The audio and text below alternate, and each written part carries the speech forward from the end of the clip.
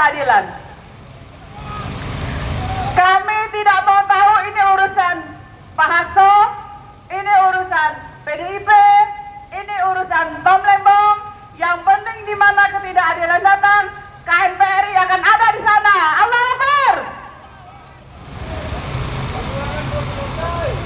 Perjuangan masih panjang, Pak.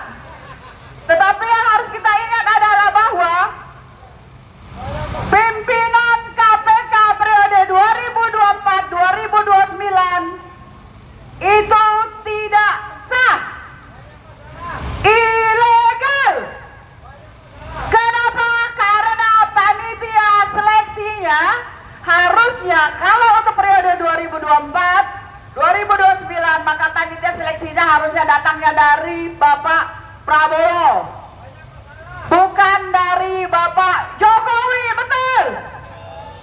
Nah ini dulu, kenapa nanti dia tanda tangan, ya, tidak sah semua itu, betul ya? Ini lawyer semua nih di dalam sudah bilang itu betul.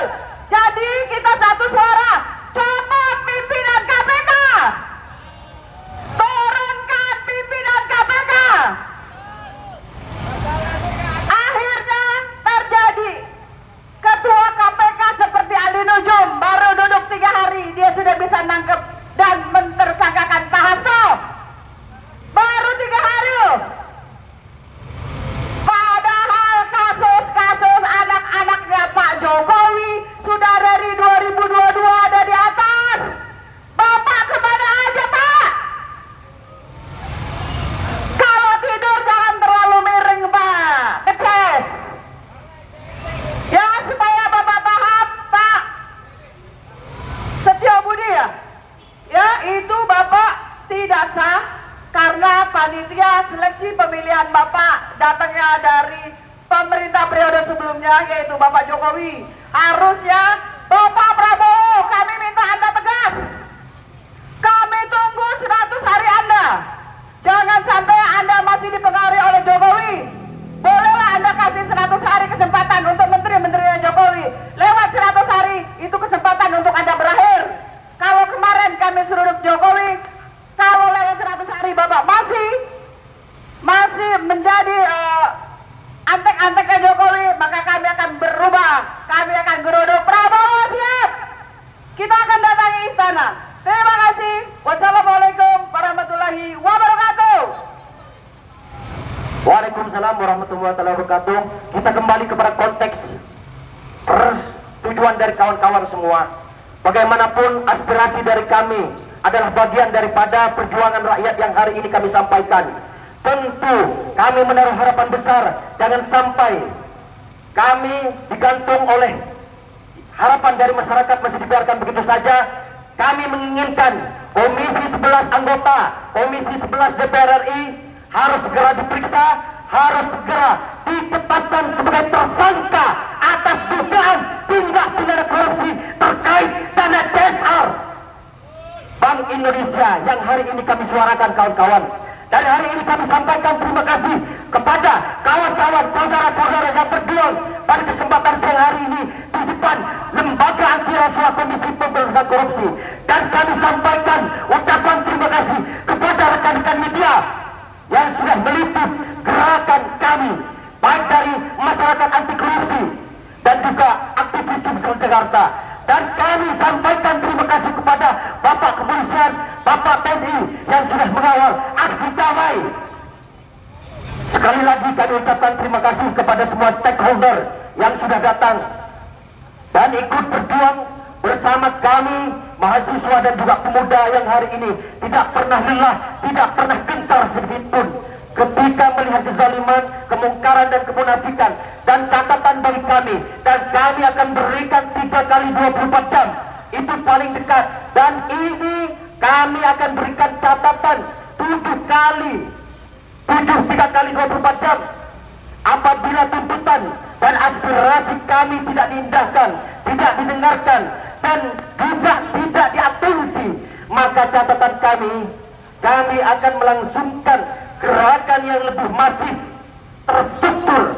Dan ini kami sampaikan, kawan-kawan, bahwasanya dugaan tindak pidana korupsi secara berjamaah ini mereka lakukan secara berjamaah, terstruktur, masif, dan kami berharap betul kepada pimpinan KPK yang hari ini, termasuk pimpinan KPK yang baru, menaruh harapan besar, segera lakukan investigasi, audit secara menyeluruh terhadap anggaran-anggaran dana PSR yang mereka gunakan, kawan-kawan, sehingga mereka melakukan anggaran itu yang harusnya digunakan untuk kepentingan rakyat, untuk kepentingan masyarakat luas, kawan-kawan. Namun nyatanya dan terbukti hari ini, kawan-kawan, sudah ada beberapa orang yang sudah disebutkan, dan ini harus segera ditindaklanjuti. Sekian dari kami. Hidup mahasiswa, hidup masyarakat Indonesia, hidup pemuda, hidup perempuan Indonesia. Billahi taufiq wal hidayah.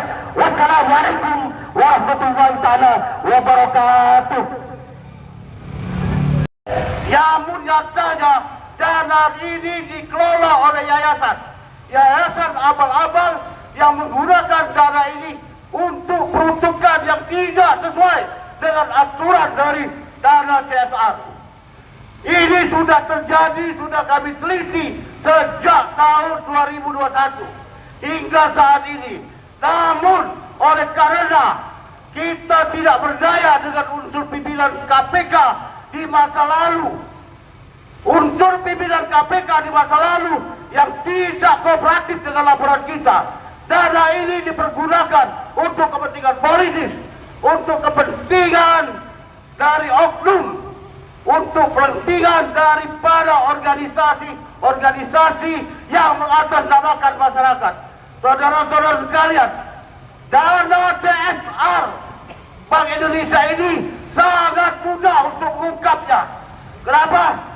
Dari yayasan tersebut dialirkan kepada oknum-oknum, dan bagaimana kegiatan tersebut. Ibarat pembalik telapak tangan, saudara-saudara sekalian. Dana CSR ini mengungkapnya ibarat pembalik telapak tangan. Namun kita tahu bahwasanya orang-orang yang kuat, orang-orang yang punya kepentingan politik, dan orang-orang yang punya pengaruh di Republik ini berupaya untuk menutupinya. Karena apa? Kalian tahu dana ini sangat besar. Dana ini sangat dibutuhkan oleh masyarakat yang terdampak. Oleh karena apa? Karena kita punya hutang triliunan rupiah. Padahal dana ini kalau dimanfaatkan untuk bina lingkungan dan program kemasyarakatan, maka kita bisa mengatasi kondisi ekonomi kita yang saat ini. Saudara-saudara sekalian, sudah sangat jelas bahwa ini salah peruntukan, namun tidak pernah diaudit dengan alasan dana CSR itu tidak diaudit. Padahal Anda tahu dana CSR di seluruh Indonesia yang meliputi BUMN, BUMD, perusahaan swasta itu lebih dari 300 triliun, saudara-saudara sekalian. Namun bagaimana penggunaan dana ini tidak pernah tahu karena tidak pernah dilakukan audit.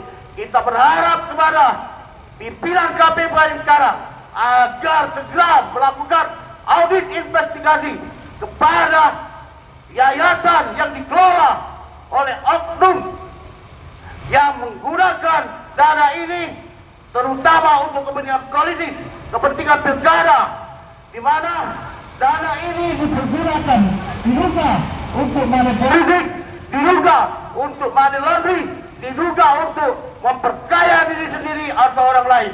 Kita minta kepada pimpinan KPK sekarang agar mengungkap dana ini, atau kalian mundur biar kami sendiri yang akan melakukannya. Saudara sekalian, mari bersama kita kawal penggunaan dana CSR ini sesuai dengan peruntukannya. Kami dari komunitas masyarakat anti korupsi Indonesia telah berkali-kali melakukan upaya hukum, namun tidak pernah berhasil karena terbentuk dengan aturan undang-undang yang menyatakan dana CSR tidak diaudit. Inilah masalah yang terbesar saat ini. Kawan-kawanku sekalian, jangan pernah mundur. Indonesia saat ini tidak baik-baik saja. Kita butuh kepemimpinan yang kuat untuk memberantas korupsi. Demikian, saudara sekalian.